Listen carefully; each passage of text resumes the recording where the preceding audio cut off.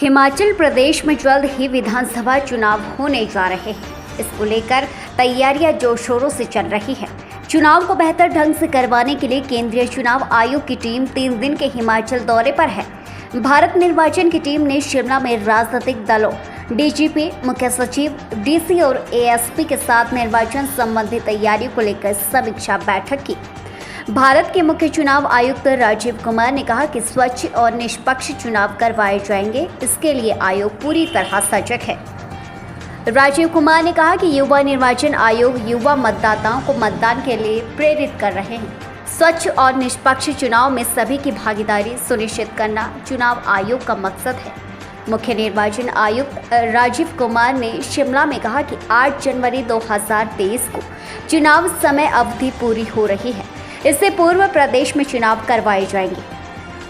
प्रदेश में 68 विधानसभा क्षेत्र हैं, जिनमें 48 जनरल, 17 एएससी, 3 एसटी हैं। प्रदेश में कुल 53.8 लाख मतदाता हैं, जिनमें 54,000 दिव्यांग मतदाता हैं, जबकि 1,27,662 वृद्ध मतदाता हैं। 1,294 मतदाता 100 वर्ष से अधिक आयु के मतदाता भी शामिल हैं। प्रदेश में 7,881 पोलिंग स्टेशन बनाए गए हैं, जिनमें 7,235 ग्रामीण क्षेत्रों में हैं, जिनमें औसत 684 वोटर हैं। उन्होंने बताया कि हर विधानसभा क्षेत्र में मॉडल पोलिंग स्टेशन बनाए गए हैं। सभी पोलिंग स्टेशन पर वोटरों को मूलभूत सुविधाएं जैसे पानी, शौचालय सहित अन्य इंतजाम किए जाएंगे। वहीं 142 पोलिंग स्टेशन को महिलाओं के द्वारा संचालित किया जाएगा।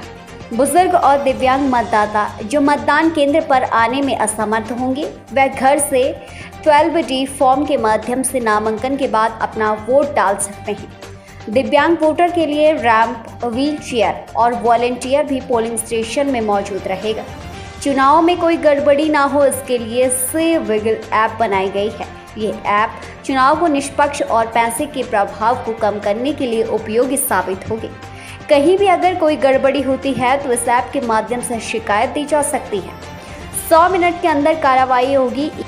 ईवीएम की निष्पक्षता पर उठाए जा रहे सवालों को लेकर उन्होंने कहा कि ईवीएम के माध्यम से 2004 से लेकर 142 विधानसभा और 4 लोकसभा चुनाव करवाए जा चुके हैं।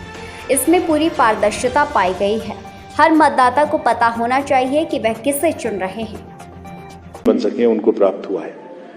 ये ऐसे समझिए कि अगर ये अधिकार ना होता तो 1 जनवरी हर साल की उसी की अर्हता थी, वही क्वालिफाइंग डेट थी। उस क्वालिफाइंग डेट यानी किसी का जन्म अगर 2 जनवरी को हुआ है तो उसको 1 साल पूरा वेट करना पड़ता था। अब हर क्वार्टर में हमने ये शुरू किया है और साथ ही साथ ये भी एनेबल किया है कि जो बच्चे 17 साल से हो चुके हैं और जो अगले साल में वोटर बनने वाले हैं किसी भी क्वार्टर में, वो पहले से अपनी एप्लीकेशन दे दें, उसे हम अपने पास रखेंगे और जिस दिन वो वोटर पूरे होंगे उसी दिन उनको मिल जाएगी। तो कहने का मतलब है कि अभी जो लोग 1 अक्टूबर 22 तक 18 साल के हो गए वो सब हमारे नए वोटर्स इस बार में बनेंगे। राज्य में कुल 7,881 पोलिंग स्टेशन हैं और जिसमें से 7,235 पोलिंग स्टेशन रूरल एरियाज में हैं। तो ग्रामीण इलाकों की बाहुल्यता है और एक पोलिंग स्टेशन पर एवरेज 684 वोटर्स आते हैं। कमीशन ने आदेश दिया है सभी आरओज को कि हर असेंबली कॉन्स्टिट्यूएंसी में कम से कम एक मॉडल पोलिंग स्टेशन बनाएं, ताकि ये मापदंड बन सके आने वाले समय के लिए, जिसमें आप इस प्रकार के मॉडल पोलिंग स्टेशंस की सुविधाजनक एक्सपेक्टेशन कर सकते हैं। कोई भी लॉ एंड ऑर्डर की कोई भी गड़बड़ी की शिकायत ना हो, इसीलिए 50% ऑफ द पोलिंग स्टेशंस पर आयोग ने आदेश दिया है कि वेबकास्टिंग की व्यवस्था की जाए। तो जितने भी शतायु मतदाता हैं, जितने भी 80+ मतदाता हैं, हम आयोग की तरफ से उनको नमन करते हैं, उनको आह्वान करते हैं कि वो वोट जरूर दें। उनको एक सुविधा ये भी दी गई है, अगर वो बूथ पर आना पसंद करते हैं, जिसके लिए वो बहुत सारे लोग बोलते हैं कि हम बूथ पर आना चाहते हैं, एक ये फेस्टिवल ऑफ डेमोक्रेसी है, हम इसमें भाग लेना चाहते हैं, लेते रहें। लेकिन किसी कारणवश अगर कोई घर से वोट देना चाहते हैं तो उसकी व्यवस्था है। नामांकन के बाद, विड्रॉल के बाद जब कैंडिडेट्स निर्धारित हो जाएंगे तो उनको एक फॉर्म 12D अगर वो अप्लाई करेंगे तो दिया जाएगा। और उस 12D के फॉर्म देने की वजह से वोटिंग ये वृद्धजन अपने घर से कर सकते हैं और पीडब्ल्यूडीज भी अपने घर से कर सकते हैं। और उस वोटिंग की प्रक्रिया पूरी की पूरी वीडियोग्राफ्ड होगी। उसमें पोलिंग पार्टीज और उनके एजेंट्स हर समय में कैंडिडेट्स के रिप्रेजेंटेटिव्स का भागीदारी साथ में रहेगी, ताकि किसी को ये कहने का मौका ना मिले कि घर जाके पता नहीं आपने किसका वोट किसको डलवा दिया। So there would be a full team which will go, and that team would be accompanied, would be allowed, the parties candidates would be allowed to take all the accompany the team so that everything is videographed and done in presence of दिव्यांगजन के votes पूरे हिमाचल में 54,775 और आयोग इस बात के प्रति अपनी प्रतिबद्धता दोहराता है और कहता है कि ये जो पीडब्ल्यूडी वोटर्स हैं ये एक्चुअली दिव्यांगजन नहीं है, कई मायनों में हमसे भी ज्यादा सशक्त है। कोई ना कोई सेंस, कोई ना कोई उनकी अनुभूति, उनका इमोशन वो ऐसा है कि जो बहुत क्षेत्रों में हमसे भी ज्यादा है। सिर्फ आवश्यकता इस बात की है कि हम उन्हें बराबर का मौका दें।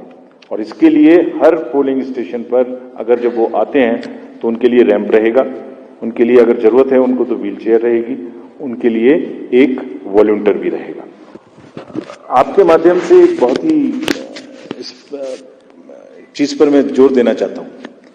जब तक कमीशन का, जैसे मैंने शुरू में कहा, एक पूर्ण प्रयास रहेगा कि किसी भी सूरत में इलेक्शंस फेयर हो, ट्रांसपेरेंट हो, मनी फ्री हो और किसी भी प्रकार की कोई भी उसमें गलती ना हो पाए जो नियमों के विरुद्ध हो।